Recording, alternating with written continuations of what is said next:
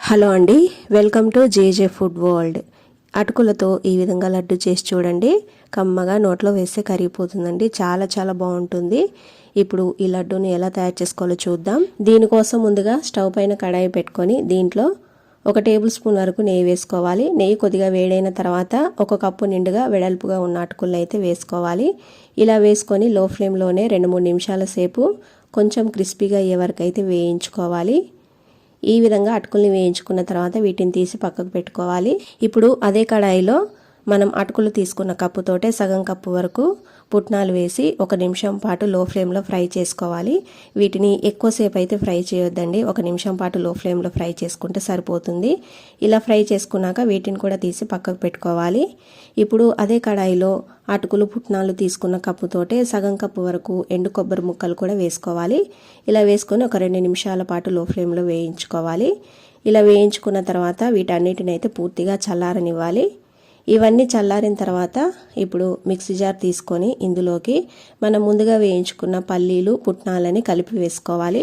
ఇలా మిక్సీ జార్లోకి వేసుకున్నాక దీంట్లో 5-6 యాలకుల్ని పొట్టు తీసేసి గింజల్ని మాత్రమే వేసుకోవాలి. ఇలా వేసుకున్నాక మూత పెట్టి దీన్ని కొంచెం మెత్తగా గ్రైండ్ చేసుకోవాలి.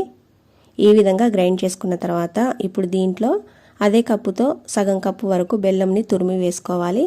లేదంటే మన తీపికి తగ్గట్టుగా బెల్లం అయితే వేసుకోవాలి. ఇలా వేసుకొని దీన్ని మూత పెట్టుకొని మరొకసారి అయితే గ్రైండ్ చేసుకోవాలండి. ఇలా గ్రైండ్ చేసుకున్న దాన్ని ఒక ప్లేట్లోకి అయితే వేసుకోవాలి. ఇలా వేసుకున్నాక మనం వేయించుకున్న కొబ్బరి ముక్కలు కూడా మిక్సీ జార్లోకి వేసుకొని వీటిని కూడా గ్రైండ్ చేసుకోవాలండి. కొబ్బరి ముక్కల్ని మరి ఎక్కువసేపు గ్రైండ్ చేయొద్దు. కొంచెం పొడిగా అయ్యే వరకు అయితే గ్రైండ్ చేసుకోండి, లేకపోతే నూనె అంతా బయటకు వస్తుంది. ఇలా గ్రైండ్ చేసుకున్న దాన్ని కూడా అదే ప్లేట్లోకి అయితే వేసుకోవాలి. ఇదంతా కూడా ప్లేట్లోకి వేసుకున్న తర్వాత దీంట్లో బాదం జీడిపప్పుని వేయించి చిన్న చిన్న ముక్కల్లాగా కట్ చేసి వేసుకోవాలి. ఇలా వేసుకొని ఒకసారి బాగా కలపాలండి దీన్ని. ఈ విధంగా కలుపుకున్న తర్వాత ఇప్పుడు దీంట్లో నేను కాగబెట్టి చల్లార్చిన పాలని కొద్ది కొద్దిగా పోసుకుంటూ కలుపుకుంటున్నాను. లేకపోతే మీరు నెయ్యితో కూడా చేసుకోవచ్చండి. నెయ్యి అయితే కొంచెం ఎక్కువ పడుతుందని ఇక్కడ నేను పాలతో అయితే చేసుకుంటున్నాను. పాలతో ఒక టేస్ట్ ఉంటుంది, నెయ్యితో ఒక టేస్ట్ ఉంటుంది కాబట్టి సగం అవి సగం ఇవి అయితే చేసుకోండి. ఇలా తగినన్ని పాలు పోసి కలుపుకోవాలి. లడ్డు చేయడానికి వీలుగా ఉండేలైతే కలుపుకోవాలండి. ఇలా కలుపుకొని ఇప్పుడు మనకి ఎంత సైజులో కావాలో అంత సైజులో లడ్డు లాగా చేసుకోవాలి. పాలతో చేసుకుంటే మనకు తక్కువ రోజులు నిల్వ ఉంటాయండి. నెయ్యితో చేసుకుంటే ఎక్కువ రోజులు నిల్వ ఉంటాయి. ఇవి బయట ఒక 2 రోజుల వరకు ఉంటాయండి. ఫ్రిడ్జ్లో అయితే వారం అయితే పెట్టుకోవచ్చు. అంతేనండి, ఎంతో కమ్మగా నోట్లో వేస్తే కరిగిపోయే లడ్డు అయితే రెడీ అయిపోయింది.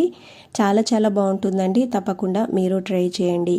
ఈ రెసిపీ నచ్చితే లైక్ చేసి షేర్ చేయండి. అలాగే నా ఛానల్ను సబ్స్క్రైబ్ చేసుకోండి. Thanks for watching.